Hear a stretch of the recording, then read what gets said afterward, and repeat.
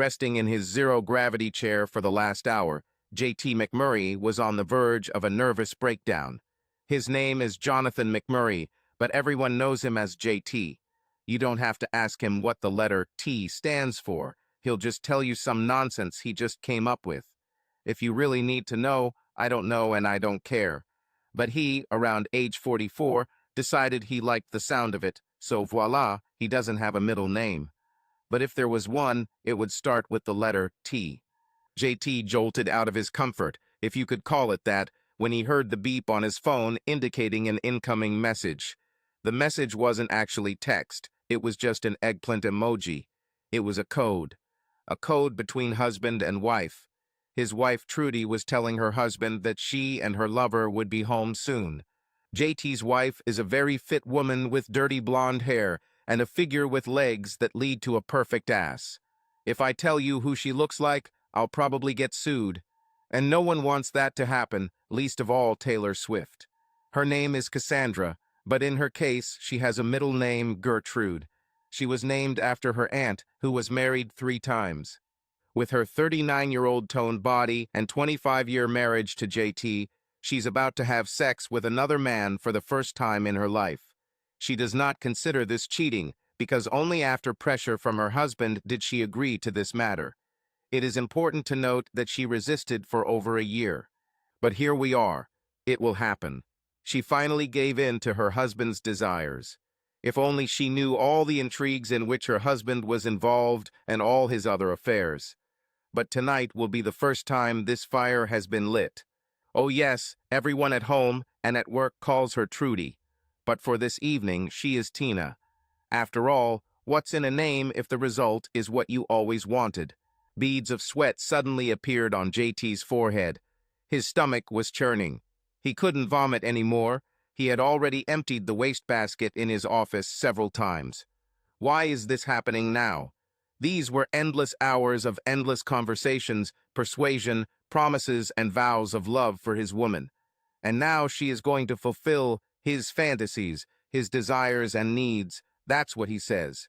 She plans to bring another man into their home and have sex with him in front of her husband.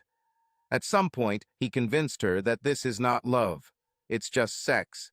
He also told her that it would make their marriage stronger. Lucky guy won't know that it is watching. During those hours of waiting for Trudy's eggplant message, JT had time to look back on the last 2 years. Both he and Trudy had good jobs. He admitted to himself that he was not the best provider for his wife, but they seemed to be happy. He began to think that his sex life with his beautiful Trudy was somehow not as exciting as before. So what? Whose is this? Once the idea settled in his head, it stayed there. Not even DDT could eradicate this weed that had completely taken over his garden and his thoughts. One night at work, he was tired and decided to take a break. It was his break time, so it wasn't a big deal. One of the guys on his team brought one of those dirty magazines from the store. He left it on the table in the break room for anyone who wanted to see it. JT began scrolling through the story headlines. He was intrigued by what he read in this tacky little magazine. Women may not realize it, but men are just as horny as they come. It's not that surprising. Men look at women with dirty thoughts every time they see a woman. The simple truth is that women do the same thing. They don't look at men's breasts. It could be a beard, a tattoo, a guy showing off his muscles. Oh God, I hate to say it, but a man's ass is the source of many nightly fantasies. The truth is that any part of a woman can excite a man if it's something he likes. The same thing happens with a woman. That's how it all began. The beginning of what was to come, the first night of the rest of their lives. It all started when one of the workers left a $6 mini magazine on the table in the restroom. Looking back a few years ago, Trudy was very concerned about the safety or lack of safety of their neighborhood. It wasn't the safest part of town, but it wasn't as bad as she'd imagined. JT first installed a group of 8 security cameras around the house. He installed them with the help of a good friend of his, which suited Trudy just fine. Recently, he came up with the idea of installing cameras inside the house. This time, he did it on his own. JT watched the first installation carefully, and was confident that he could do the job himself. Trudy wasn't sure she wanted to be on camera inside her home, but once they were set up, she was okay with it. After a week or two, she didn't even remember they were there, watching her every move. JT never mentioned them, and she never asked.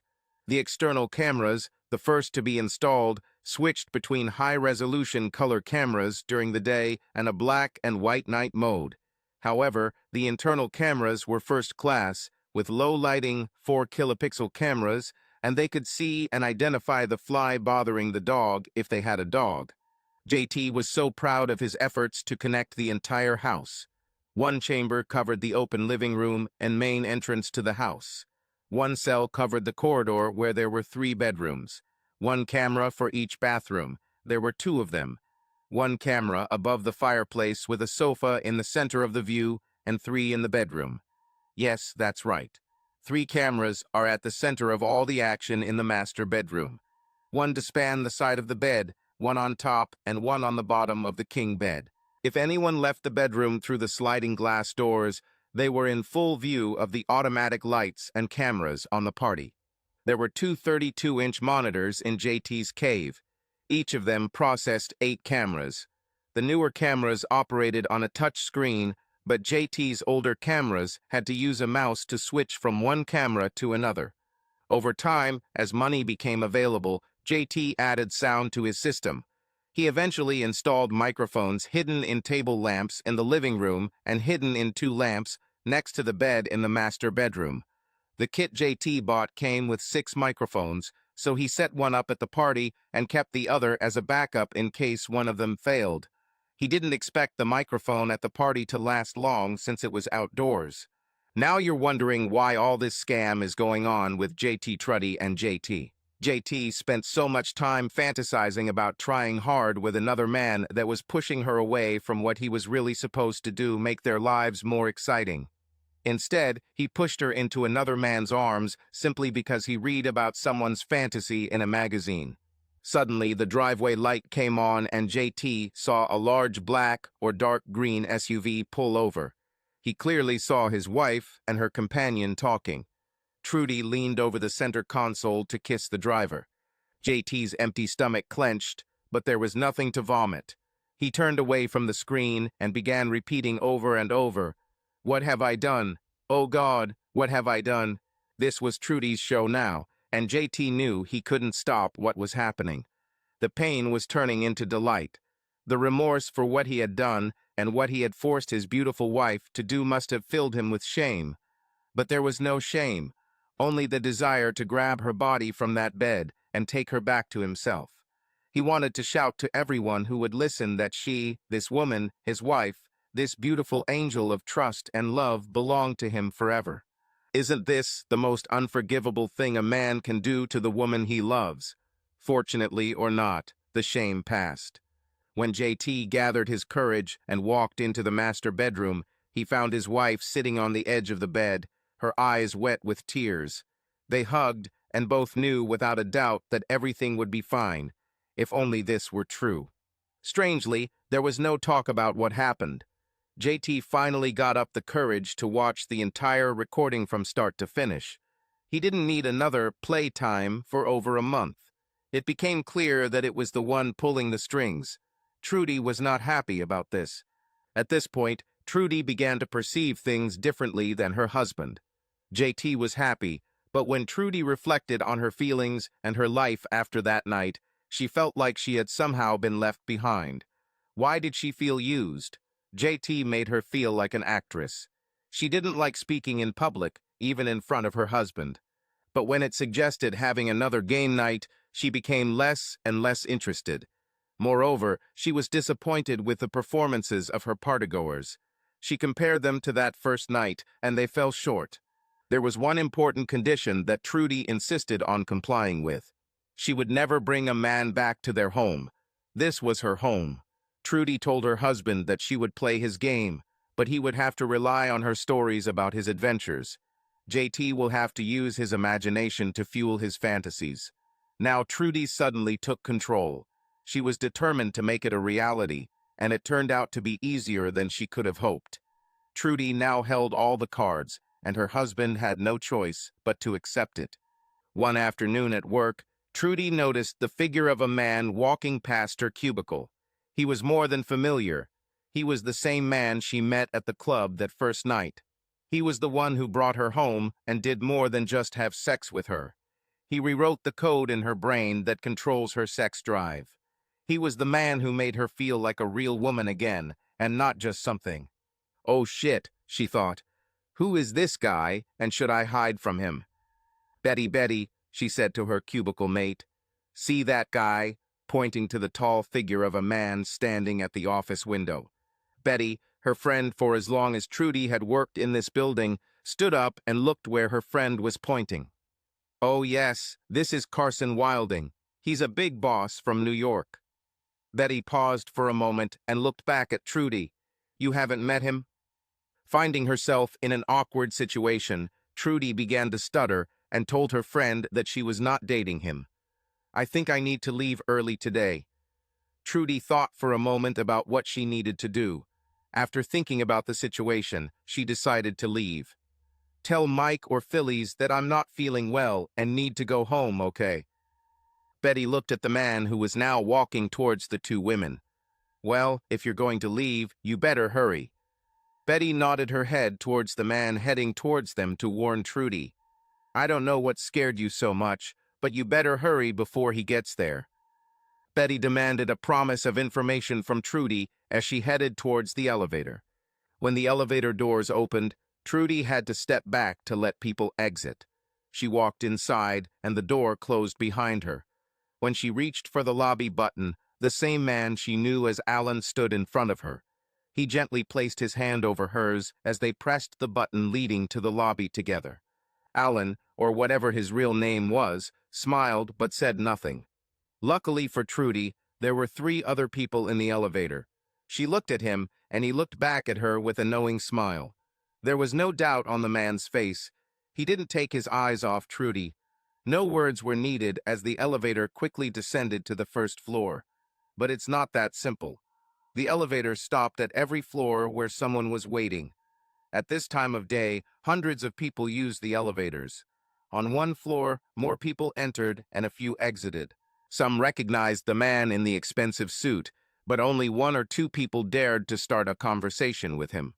Trudy was relieved when the elevator doors opened on the first floor, but as she stepped out, she felt a hand on her shoulder. Tina, the man's strong voice cut into her mind. Trudy walked away from the elevator and stood next to the wall. She looked him in the face and, hesitating, replied, No, I'm Trudy. And I see you are married. Her left hand suddenly became heavy. She raised it, as if confessing to the priest, and said, Yes, I am married. Well, then you won't mind if you and I talk a little, Tina or Trudy or whoever you are now. Trudy tried to object to his proposal. Don't worry, your job will be waiting for you tomorrow. Handsome Carson Wilding put his hand on her back and led her out of the building. There was a limo waiting there, but he motioned for the driver to leave. Okay, now I know you're married, and it's only fair to admit that I'm married too. He smiled. But thanks to you, I will soon get divorced. Because of me, I didn't even see you. Trudy was scared and very confused about what was happening. Do I need to scream and call the police? Carson Wilding removed his hand from her back and said, Mrs. McMurray, there are thousands of people here within a 25-foot radius. Do you really think I'm stupid enough to hurt you in front of all these witnesses? They headed to a tiny cafe across a large plaza in the business district. Don't look so scared. I'm not going to do anything but talk. Trudy looked around with a nervous look on her face, but no one seemed to notice them passing by. What do you want to talk about? Trudy asked. Looking straight into her eyes, he asked, Am I being set up? Framed? What do you mean? Why did you set it up? Carson Wilding had no reason to believe Trudy, but he had the advantage, so he had to insist on his own. Were you paid to frame me? Frame it so my wife can fleece me in a divorce? What? No, I didn't do anything like that. In fact, if I told you how it all happened, you would have held my hand while we jumped off the bridge together. Trudy's face showed her protest. I just wanted someone to make me feel like a woman again. In fact, I was just looking for a man who would make me feel like a woman again, and you did it. Completely. You won't believe me when I say this, but last year when I met you at the club. By the way, how did you even get into this club? Should this be for club members only? Carson began to wander off topic. Whatever. He paused for a few seconds, wondering if he should tell this woman his story. Okay, I'll tell you the whole story. The waitress at the cafe interrupted his confession and brought them their drinks. Everything is fine? She asked Trudy. Yes, everything is fine. As she spoke, Trudy saw the relief on Carson's face. Trudy took her drink, smiled at the waitress, and took a sip to confirm that everything was fine. Go on, you were going to tell me something, Trudy said. When the waitress was far enough away, Carson began his story. About a year and a half ago, my wife started accusing me of cheating. He raised his finger in the air as if making an important point. I didn't cheat. The truth is, I was too busy saving the company we both work for. Basically, she said I was cheating with someone, and that's what she needed to get out of our prenup. It practically will bankrupt me, and she will stay with everything. 4 generations of hard work down the drain. It's all going to go to a piece of decoration that has no idea how to run this company. What does all this have to do with me? And who in their right mind signs a marriage contract that leaves them destitute? Trudy asked, trying to relieve the tension from herself. You, my dear, appeared on the internet about 6 months ago, and my wife claims that the ass bouncing on you belongs to me. Well, is that so? Yes, but you're the only one I've been in bed with this whole time, including the number of times I was with my wife. Carson Wilding was now pleading with Trudy. Trudy sat up straight. Wait a minute. Are you saying the video is on the internet? Yes, there is such a thing. With both of us, Trudy didn't know whether to be afraid or threaten someone with death. Carson Wilding now acted like a supplicant. My wife's lawyer showed me this video 6 months ago, and I've been looking for you ever since. If there is this small piece of video, then there must be even more. If she gets her hands on it, I'm lost. Trudy was silent. She looked around with an expression on her face that she was ready to kill someone. Or something. She saw the despair on Carson's face. She then grinned and spoke in a calm and confident tone that Carson had never seen. I'll break that bastard's neck. Please tell me you know where the rest of this video is, but first, how the hell was it recorded in the first place? An astute person could see the steam coming from Trudy. We'll need help. Carson, waiting for Trudy to say or do something, looked at the angry woman and said, You mean you know where that video came from? Yeah, and we're going to need help pinning that bastard to the cross. Wait, I need to get this video first. You can do whatever you want, but I need this video first. Carson pleaded, trying his best to avoid disaster for himself. Trudy, if that's your real name, do you know where that video is? It's on my husband's computer at home, Trudy replied matter-of-factly. You're right, we're going to need help. What do you mean? Your husband has a video, right? That's right. She nodded. Then it's also in the cloud, Carson said. Trudy smiled. I set up his cloud account. I know the password. Carson grabbed Trudy's face with his hands and kissed her on the lips. I'll probably just get you a promotion for this. I don't know about the promotion, but you made me worry, she laughed. What will we do next? Carson was ready to go right away. Wait a minute. He's on the day shift this week. That means he'll be home for about 5 o'clock. This is more than enough, Carson began to plead again. By the time we get to the house and find the video, it could be several hours. An irritated Carson said, Well, what do you think we should do? Trudy glanced at her watch. Do you have a couple of people you can trust? Of course, my sister and her husband live here. I'm sure they will help. Carson started looking through the contact list on his phone. Don't you have your sister's number on the speed dial? You would understand if you knew my sister, but she won't let me down. In the end, it concerns her too.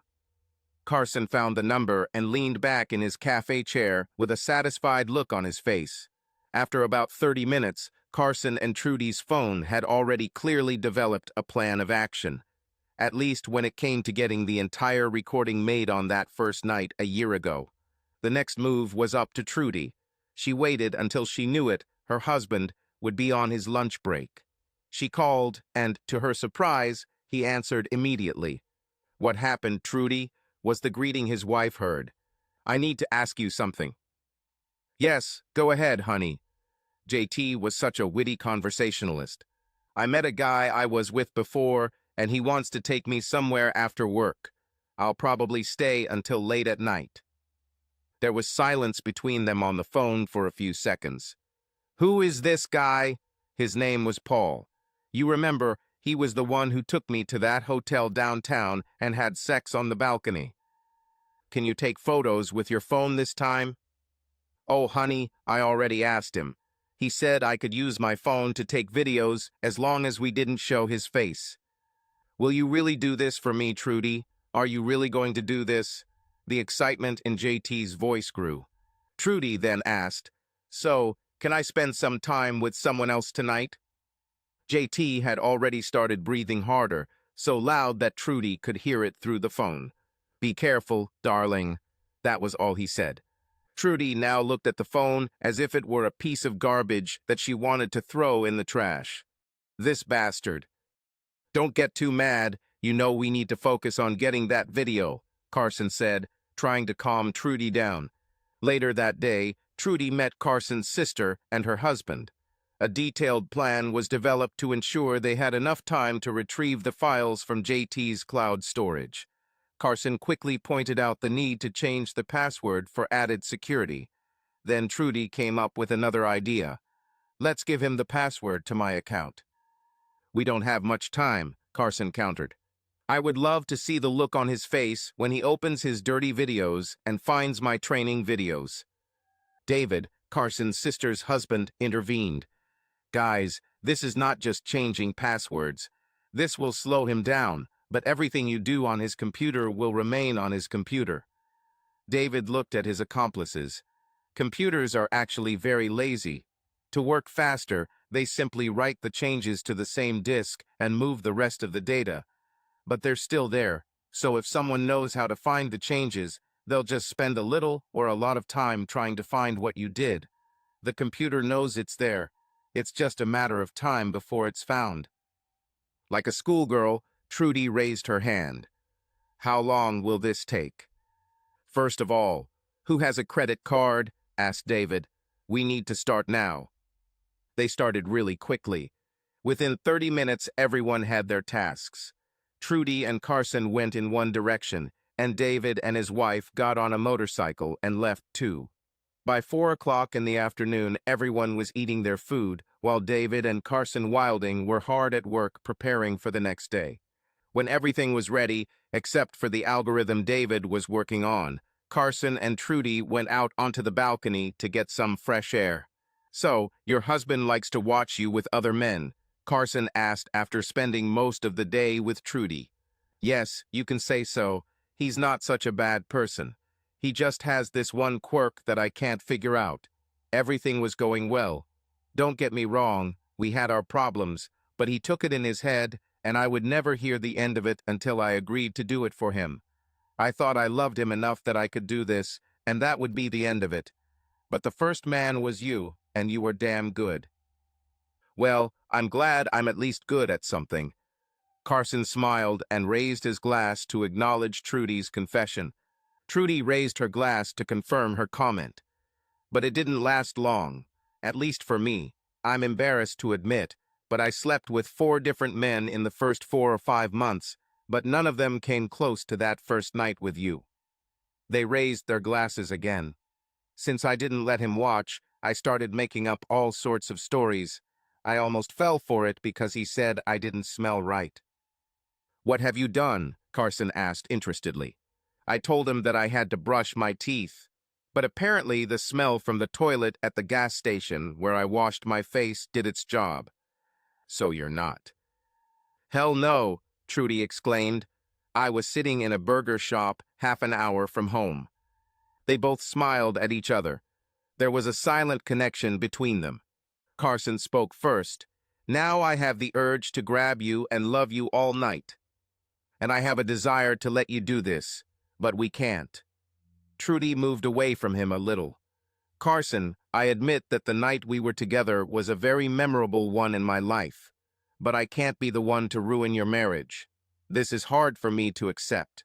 Truth be told, we'll probably both get divorced, but we can't let our desires ruin our lives completely. I don't understand. You admitted that you had sex with other men, Carson pleaded. Yes, but they were nothing. As far as I knew, they were single or even divorced. As long as I didn't ask, and they didn't say, it was fine. It was acceptable, even when I was pretending to be with someone. Trudy made it clear that she did not want to continue with her confessions. She got up from her chair on the balcony.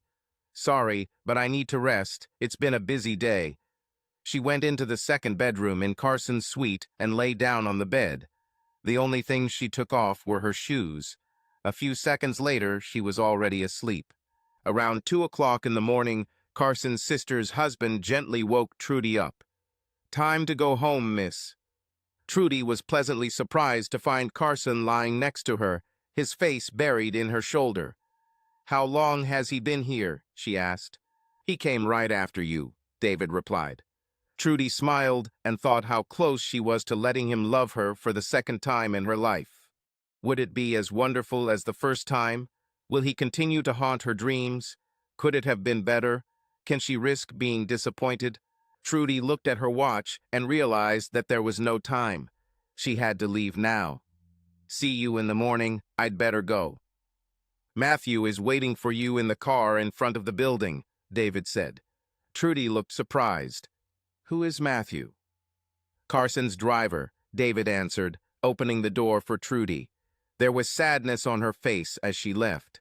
She turned to look at Carson, who was still sleeping on the bed. She smiled. She took the keys from Matthew, Carson's driver, and after giving him a smile, she began the short drive home. All the time on the way home, she mentally played out the plan for the next day. The first thing she had to do was get home and get into bed without waking JT. If she can complete this small task, the rest will be easy, or at least that's what she thought. Trudy decided to take a chance and park in the garage. If closing the garage door doesn't wake up JT, then everything is fine. Sneaking into the bedroom without shoes, she found it still sleeping. She knew he was fantasizing about what she might do that night. After a grin, full of disgust, Trudy undressed and crawled under the blanket and coverlet. She made sure that she did not touch her husband and gave no sign that she had returned from her night of false escapades. Sleep did not come that night. In fact, she only had 3 hours to sleep because she had several things to do. First, don't let JT have sex with her before work. Second, complete your 2 tasks without errors. This was a big task for Trudy.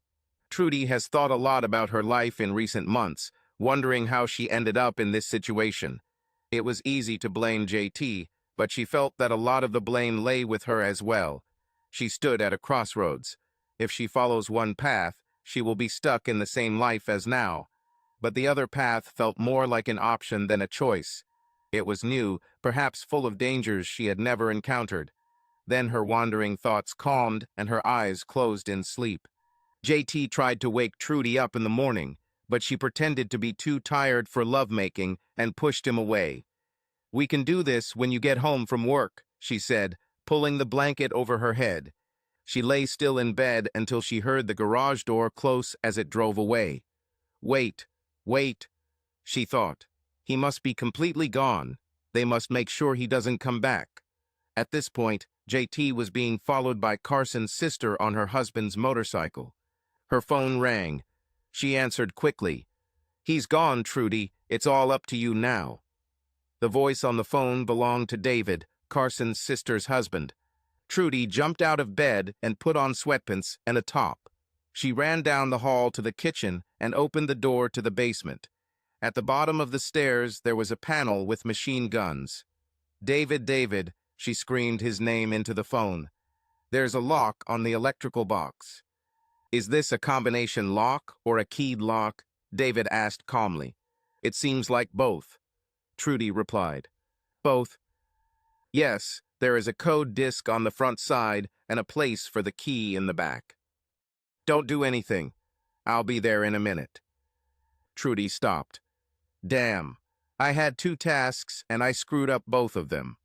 She ran up the stairs and down the hallway to open the back door for David, Carson, and some guy she hadn't seen before. As Carson walked into the house, Trudy motioned to him, with her shoulders raised and her arms spread, who this new guy was. Carson shook his head and said, "Don't ask." 4 of them hurried to the shield with machine guns, and a few minutes later the shield door was open, and the machines responsible for the computer and cameras were turned off.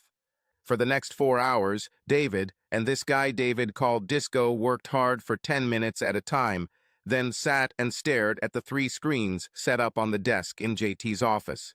After Trudy asked David what she and Carson could do, Disco suggested they find something to eat. There was also a request for beer, just for the mood. Now Carson and Trudy had a task. They willingly left the 2 technicians alone. When Trudy and Carson returned, the 2 men greeted them happily, sitting in their static positions and waiting for lunch. David spoke up eagerly, "You 2 know the cameras are still connected and working." As he spoke, David and his friend began to laugh. "I'm not sure I trust these sandwiches." More laughter. "Normally I would tell you to get a room, but you've already done that deed." Carson and Trudy exchanged emotionless glances, and then suddenly they both started laughing. Suddenly, a strange expression appeared on Carson's face. "I thought we turned off all the cameras." "We turned it off," David replied. "But we turned them back on after redirecting the video to our new system. That means you guys trashed the kitchen on live TV." David had a hard time holding back his laughter to give Carson a serious answer. "You know, brother, you're doing a good job with this matter. I can't understand why your old one wants to get rid of you." One word, David. One word, money. Trudy just smiled and left the room, leaving the men to their fun. The laughter was interrupted by the phone ringing. It was Carson's sister. "Is your husband coming home for lunch?" "No, why do you ask?" Trudy answered.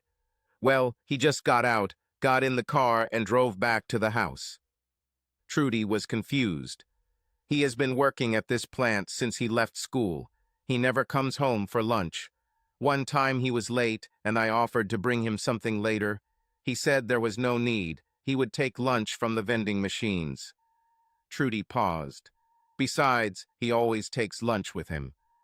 Carson's sister said, "Wait a minute. He turned down another street.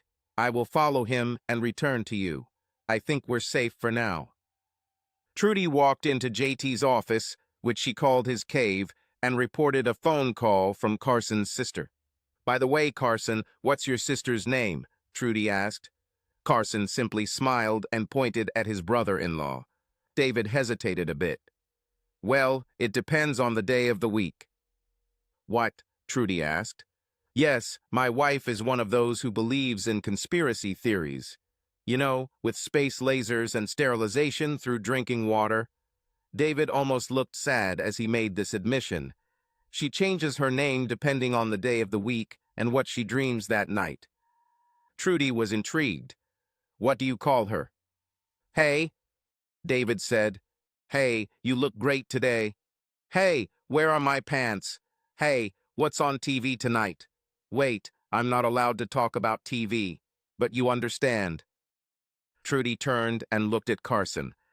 "You know, I'm starting to reconsider my opinion of you and your family." Carson smiled.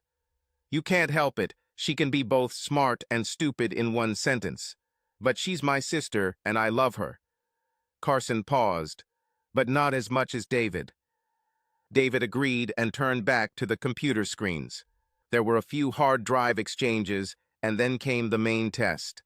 Disco said, "Well, that's it," and pressed the Enter key on JT's computer, and it was done. He checked to make sure all the correct changes were accepted by the new hard drive, and then it was time to leave. Carson couldn't thank everyone enough, but he joked with Trudy that she wouldn't get paid for missing work today. Her response was a quick punch to his shoulder. He quickly went back on his words and received a quick kiss from her as a sign of forgiveness. Just David and Disco were heading to their vehicles when Trudy's phone rang again. "Hey, what happened? We were just about to call you." "Do you want to know where your husband eats lunch?" Carson's sister asked. With a puzzled look on her face and Carson holding her hand, Trudy replied, "Yes, of course I do." "You know that Shell gas station on Maple Avenue?" Trudy smiled. "This is where it fixes the car." "That's not the only thing he fixes there." Trudy was puzzled again. "What do you mean?" "I parked at the motel across the street. If you're interested, come here and bring your camera." Trudy was stunned as she stood in the middle of the group with her phone on speaker. Everyone heard David's wife's comments. "See you in a few minutes, sister. We're on our way." Carson directed everyone to his SUV, parked 2 houses away in front of an empty lot. It was a large, dark green SUV, the same one that Carson drove Trudy home the first night she became a hot wife. Not long later, they parked in a motel parking lot. Trudy looked around and saw her husband's car. "Where is he?" she asked David's wife. "Follow me." She led them to an abandoned building next to a gas station. They walked through the broken door. "You guys sound like a herd of buffalo. Can you be quieter?" Dust filled the air from the long, vacant building, but none of those walking along these steps was going to stop. David's wife aroused everyone's curiosity, and no one wanted to back down. When they climbed to the second floor, there was a direct vision into the neighboring building. There was an apartment above a Shell gas station. Looking through a hole in the boards covering the window, they could see the living room of the apartment above the gas station. Just a few feet away, there was a naked couple sitting on the couch. As the man moved away from the other man, Trudy saw her husband. David's wife said, "Don't move yet, there's more to come." A few seconds later, another naked woman sat between the 2 men. Trudy gasped in surprise. That's not all. And then 2 more beautiful young women joined the company. "That's it," said David's wife. "Now it's the whole company." David and Disco took pictures as quickly as possible. "I need to get this on video," Trudy said angrily. "Don't worry about the photos, I have plenty of them, and videos too." Carson wrapped his arms around Trudy and held her in his arms. "Don't worry, honey, we'll figure it out." Trudy broke free of Carson's embrace and ran down the stairs to the street. Carson followed her, trying to hug her and calm her down. "You got what you wanted. Now what do I have?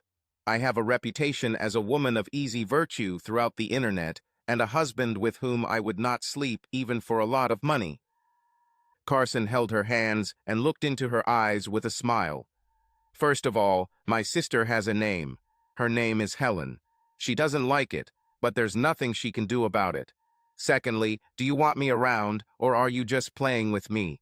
Because if you want me to leave you alone to fight your battles, darling, I will leave. I'll leave you right here, standing under the street lamp." Trudy burst into tears in Carson's arms. David, his wife, and Disco walked out of the broken door into the street. "You guys can make up whenever you want. The gang is getting dressed, and soon they'll be here figuring out why their cars won't start." "You didn't do it?" David asked his wife. "This is fixable. And besides, they're parked in front of a gas station," Helen replied with a big smile. A second later, 4 laughing people were driving further down the street towards the city center. Trudy laughed through her tears. She felt better sitting next to Carson and placing her hand on his arm. Helen, sitting next to her husband in the back, put her hand on Trudy's arm. "I hope you can sort this out," she said. "My brother isn't so bad if you can handle his antics." She clapped again. "Try hard by hand. You know, you're not the only hot wife in this car." Trudy turned her head sharply to Helen. "What do you mean?" "David and I have fun sometimes," she smiled, looking at her husband, who had already fallen asleep next to him. You know, too many drinks at a friend's party late at night. It happens. Trudy looked at Carson. Oh, girl, don't look at him. He is as guilty as I am. Where do you think he met that bitch who is trying to fleece him? Trudy turned to Carson. Is it true? This is true? Carson glanced at Trudy. If I lie to you now, you can never trust me. So yes, it's true. My ex-wife and I were at a party and everything started to spiral, and before I knew it, I found myself in a night I wish I could remember. How many ex-wives do you have, mister? Trudy was starting to get angry and used again. She let go of Carson's hand and sat up straight. Jesus, Carson, this is an easy question. Let's try again. How many wives did you promise to love? 1. No, we can immediately discard this. 2. She watched him ponder the answer. Oh, hell, don't tell me it's more than 2. No, hell no. Just 1 ex-wife. But I promise this will be the last. Oh, damn. I guess you think I want to be 3rd. Carson stopped the car and looked straight into Trudy's face. I expect nothing more than for you to be last. The car was silent until they reached Carson's hotel. David and Helen had a car in the hotel garage, so they left after thanking Carson and Trudy and hugging them. When the couple entered the room Carson shouted Trudy, asking if she wanted to order room service. Having received no answer, he tried to open the bedroom door. It was locked. I'll go take a shower and change clothes. If you want to have dinner, I'll wait. If not, I'll order something upstairs. He decided to give her time to think it over, so he went out to dinner alone. When he returned to the room, the unpacked tray was standing in the hallway in front of the door. The next morning, Carson's driver took him to his car at the airfield. Soon he was heading back home to New York. During the flight, Carson received a call from his lawyer requesting a meeting upon his arrival in the city. There was good news. However, despite this, Carson's mood remained gloomy. Upon arrival, Carson was greeted by his lawyer, accountant, and the head of the private investigation agency he had hired 2 months earlier. Their task was to find out the reasons for the divorce, which, as he knew, threatened him with financial ruin. Samuel James, the lead investigator on the case, spoke first. Mr. Pitts-Wilding, you are a very lucky man. And by the way, I don't blame you for signing this prenup. This is one damn attractive woman. You were doomed from the start. I'm glad you appreciated my taste in women, but what did you learn? Carson asked irritably, not wanting to drag out the conversation. The man your wife was with at the party, the one everyone thought was her husband. Surprise, surprise, it's her father. What? Carson almost screamed. What the heck? And this is just the beginning. Adorable Father Ben Golden's brother. Why the hell was I such an idiot? Carson turned his chair so as not to look at the faces of those present. I had to be the mind that holds it all together. Don't say that, Carson, the lawyer intervened. We found an even bigger asshole. When you went on a business trip, your wife found our boyfriend and spent a week with him in a rented house on the beach. Is this acceptable? Carson asked. Yeah, when you factor in all the illegal substances they claim they gave you. Son, that's why I don't remember anything about that night. Carson paused to collect his thoughts. I called it a night I wish I could remember. Based on what we've gathered, which is a lot, Carson's lawyer said, we can schedule a meeting with her lawyers on Monday, a week at the most. They will think we want to negotiate an agreement. I'm sure they will happily agree to this. The discussion continued until sunset. But before everyone left, Carson received promises from everyone that they would help Trudy get out of her situation. When the office was empty, Carson called his sister Helen. Do you have Trudy's phone number? Yes, do you need him? Helen answered. Talk to Trudy for me. See if she's ready to talk to me. What should I say other than for her to talk to you? Helen, let her know we're not all crazy. I know she feels that way, and I just want her to be able to understand that some of the things we do are just for fun. Helen called Trudy and told her what was happening. Unfortunately, Try Hard never called Carson back. JT quickly realized that he had lost all of his video and audio files. It didn't take a rocket scientist to figure out who took the files. Trudy did not return home that night. She simply left a note on his desk, politely asking him to go into the woods. She made it clear that she knew about his infidelities, but she no longer cared.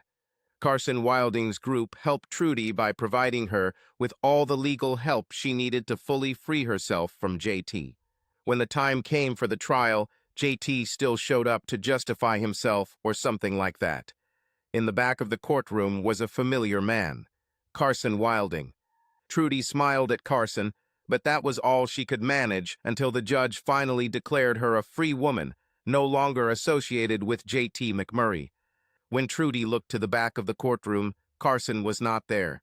However, there were a few familiar faces there, Helen and David, Carson's sister and brother-in-law. There were greetings and hugs, laughing and reminiscing. Laughing and reminiscing, they walked down the stairs to the street exit. On the street, Trudy saw Matthew, Carson's driver, holding the limousine door. Helen nudged Trudy on the shoulder and said, "Get in that car. This person loves you and doesn't try to ruin everything." Trudy smiled and could barely contain herself as she walked down the final steps of the court, turning around and smiling at her friends before disappearing from sight. Trudy and Carson lived happily ever after. That night, Trudy learned that as Carson sat in the back of the courtroom, he remembered where he had seen JT, and JT recognized Carson too. JT was the host of the wife-swapping party where Carson fell into his trap. It is unlikely that any of them knew that this would be the day or night that would end one life and be the beginning of a new and better life. Subscribe to our channel so that your love doesn't cheat on you, and go ahead and listen to the next story, because this story is nothing compared to the next one. If you're under 18, don't even think. Click to the next one. Click to the next one. Click to the next one.